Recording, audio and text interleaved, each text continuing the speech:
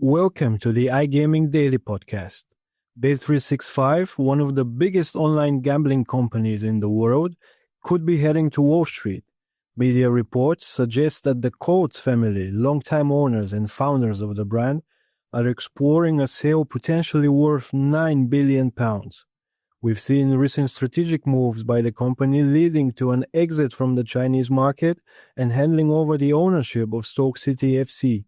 So the question is set. Is Bet365 heading into a new era under a brand new ownership? I'm your host, Viktor Kayed, and today, as always, I'm joined by Ted Menmuir, editor-at-large at SBC Media, and Ted Orme-Claye, editor at SBC News. Thank you to our sponsors, Optimove, the #1 CRM marketing solutions for the iGaming market. All right, lads, quite a big story here. We must say that it's all speculative at the moment. The report came out by The Guardian, but it's quite interesting nevertheless. So let's get right into it. My first question is, I'm going to ask you about your reaction to the news by The Guardian. Ted Orme-Claye, I'm starting with you first. Maybe this is just a result of me being having been working in the fintech side of things for a while and not being as plugged into the gambling side of stuff as you guys were until obviously the past couple of months. But I was quite surprised. I don't think I'd seen any indication over the past year or two that Bet365 there was any potential of a sale, that the Coates family would want to relinquish control over it, of what is their own homegrown family business, that's got roots going way beyond the online gaming side of things. But again, but at the same time, we see a lot of M&A activity in this space. We see a lot of legacy brands taken over and go under new ownership. William Hill, for example, obviously going from its own privately held company to Caesars, to then being part of AAA, now Evoke, Flutter buying FanDuel and Sisal and lots of these other big heritage legacy brands across a lot of different countries. So I guess in the grand scheme of things, a major play like this is never off the cards. But I didn't expect to see. I certainly didn't expect to see that towards the end of last week. Yeah, the news regarding Bet365. I don't know, Ted, you've been in the betting side of stuff a lot longer than I have. Overall, what's your verdict on that? Okay, so when this story broke, and it's highly speculative, I think that's what we have to line. And it dropped, I think, 2 days before kind of Bank Holiday Friday. So we've kind of let it marinate like a good stew over 5 days. Or does apparently, look, to our audiences, let me say, from stew to lasagna tastes better after you cook. And I think this story is the same, as in it's driven so much speculation, and anything they kind of write about Bet365 future is always going to be carry comments on it, an opinion that's very kind of diverse. I think that, again, this is kind of a trigger for kind of further M&A speculation, which never ends in the industry. But one thing that I got to say is the way, I think if you're reading this, you've got to kind of really dissect what The Guardian said. But from an observation, I think that this is the most confident story that's ever been written about a potential M&A play for Bet365, a company that's never acquired, or a company that's never kind of shown any interest to be put up for sale. That's what I'm saying at the moment. Mm-hmm. And given the company's strong market position, what could be at play behind the potential consideration of selling Bet365? TDM? Again, this is going back to the speculation. I mean, look, let's dissect what was written. Look, Dennis Coates has been to New York, so a billionaire has been speaking to Wall Street funds. That really doesn't say anything.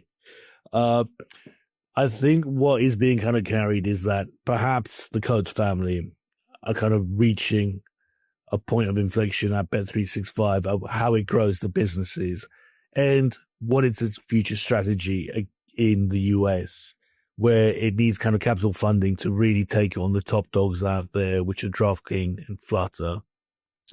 I think that it is kind of a company that might be reaching crossroads, but it's really down to the Coates family, how this kind of plays out. We are at a time of kind of high speculation across UK gambling, and it's kind of make up of PLC enterprises, and it's no different for Bet365. Mm-hmm. Ted Orme-Claye, you've covered, we've seen strategic developments from Bet365, for example, their exit from China. You've covered that story. You've also wrote about their transfer of ownership of Stoke City FC. Can you tell us how these developments in particular play into the investor appeal of the business? I think in the context of where gambling has been heading and where regulation around it has been heading over the past couple of years, this would be these are things that I think would increase the appeal of Bet365 to a lot of potential buyers or investors, in my personal opinion. And I think that's just because there is quite a heavy emphasis now on companies having a very whiter than white image, very squeaky clean image. China was, according to some reports, I think, I can't remember who reported now, maybe I think it was Regulus Partners when we wrote about this, had said that China was for many years Bet365's largest grey market, international grey market, that the company was active in. The exit from that will obviously help with its image of being a regulated market-only focused business, which is something that a lot of investors would want to prioritise. They'd want to avoid any potential regulatory conflicts around that, make sure the company is active only in ones where there's an existing regulatory framework and where it has a local licence, things like that.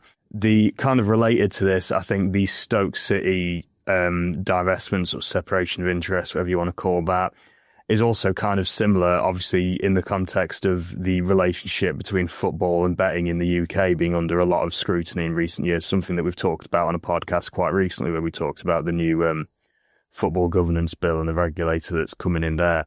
I think, again, that's kind of something where a lot of investors might look at that and go, there's a difference between having a sponsorship deal in place with a club and having a direct interconnectedness of ownership between a club and a club and its assets and a betting operator. So I think Bet365 kind of stepping back a bit from that would also help with potential the image around a sale or attracting investment. Ted, over to you. Where does Bet365 currently stand in terms of investor interest?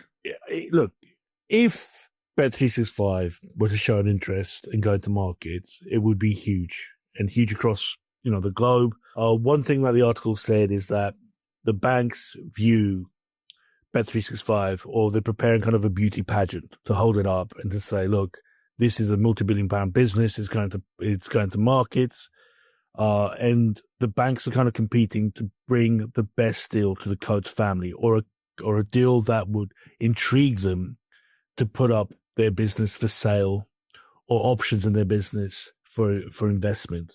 The valuation that was placed is at 9 billion, which I think is actually quite conservative for where the business is and considering its legacy and what it's achieved. Also, I think that this kind of triggers the speculation of who can invest in Bet365. I think that you're talking about the biggest private equity firms, billionaire investors, right? And those competitors in the States. We saw speculation that DraftKings could kind of go to markets, leverage up, and put in a bid for Bet365. Again, speculation. Yes. But all this tells us is that, yes, Bet365 are big. Bet365 carry a lot of speculation with them, but there is nothing definitive. Of course, we've mentioned that this is purely speculative multiple times now, but let's say that Denise Coates actually spoke to investors on her trip to the US about the sale of Bet365. Tell them, what would these alleged talks signal about her future involvement with the company? That's the $1 billion question. It really is. I mean, look, Bet365 are as private as you get, and not only in the ownership, but in the way they kind of handle their business and handle, the internal communications and the processes of what they communicate out to the media and to the market. They're a very, very conservative and secretive business. This is really down to the Coates family and their vision of where gambling is going to. Now, if they believe that the market to be active in, and to date, they've been actually quite conservative in their approach to US gambling. I think they're active in 13 states, but they're no way near the kind of top echelon of that market in terms of its competition. Now, strategically, if they go to market, it would be to kind of challenge for the US and to get in play in that market. And I think that is the question: is what are they willing to give away to compete in the US? And Ted O.C., I'm gonna come back to you now. If these talks happen and this sale goes through potentially, does this solidify the news Coates as the gambling sector's biggest success story?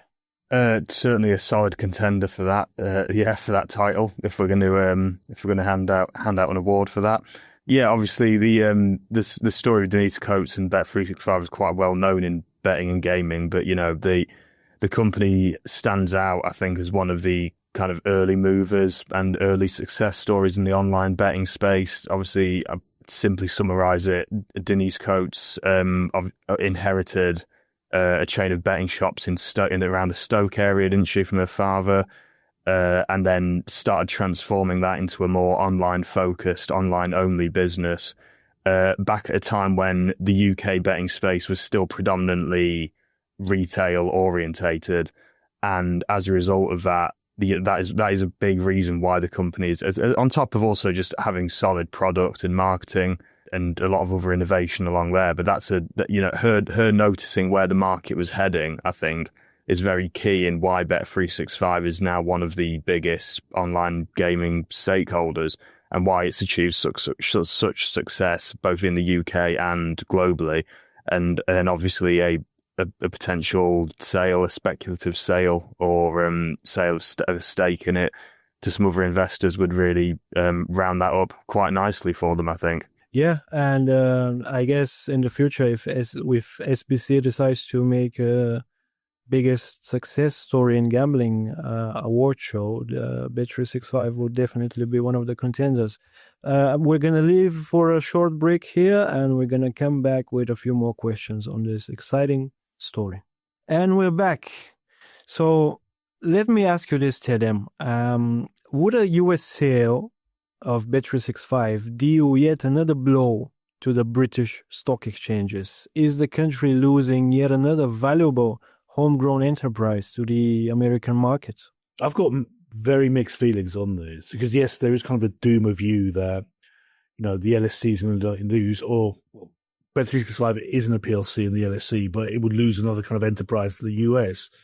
But again, I think that thinking has to be put against the reality of what the US market is. And if you are a tech venture, you're always going to go and look at kind of North American exchanges because they carry much bigger liquidity. And we're not just seeing this in terms of gambling. We've seen this in fintech with your Revoluts, your Monzos are going there.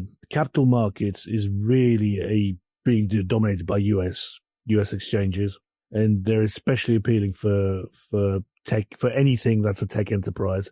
Bet365 is no different. Ted O.C., your opinion? Yeah, I'd second what Ted says, really. It's just it's where the prevailing market winds are heading, isn't it? And have been for some time. The US, I mean, it's unsurprising, really. The US has obviously so much potential. It's that, it's one of the world's most populated countries. It's got the largest GDP. It's always had huge stock markets, a huge business center in general. And increasingly, as Ted mentioned, massive tech potential with Silicon Valley, just all the businesses of New York and various Texas is increasingly a big state for technology as well. It is for a tech-focused enterprise. It makes a lot of sense to focus on the US. Ted, you wanted to add something? Because it's weird. I mean, the way it's kind of put across is that when a company changes stock market, it just becomes instantly American. And we know that's not the truth. I mean, look at Flutter. The majority of their business is still operating out of the UK. And I don't think that it's any different. I don't think that if Bet365 floats in New York or on the global NASDAQ, that's the end of their presence in Stoke or in British business. I think it's been, that question that Victor asked you about its legacy, I think it's stamped. It's not only stamped for online gambling, but it's stamped across the UK digital economy as what that company has contributed to the UK as a whole. And we've talked about the UK. We've just mentioned the UK gambling sector, but Ted OC, how much of a game changer could this sale be for the still developing North American betting sectors? I think Ted, you kind of hinted at this earlier, didn't you? Mentioned this briefly. The US as a betting market is obviously emerged as one of the most valuable in the world. I think is it 38 or 39 states now have a licensed regulated betting market of some kind. This, however, is dominated by two major players, which is FanDuel and DraftKings. I think they have around 80% market share, followed by BetMGM. Bet365 are licensed and active in about 13 states, I think, but have, a decent position in each one. I think the potential that a lot of investors would look at as we've said many times, a purely speculative sale or investment at the moment would be, they'd be looking at Bet365's international success and what's made them stand out in lots of other markets and thinking, right, how can we take this and really apply it to North America and go after the market leadership of FanDuel and DraftKings using Bet365's really historic experience of creating a solid online betting product, their experience of dealing with multiple regulated markets, of marketing and sponsorship and things like that. I think that if all these factors were leveraged in the right way by an American investor or investment group that really knows the market well, I think it could be a pretty significant challenger to FanDuel and DraftKings dominance. Yeah, if cards were played right.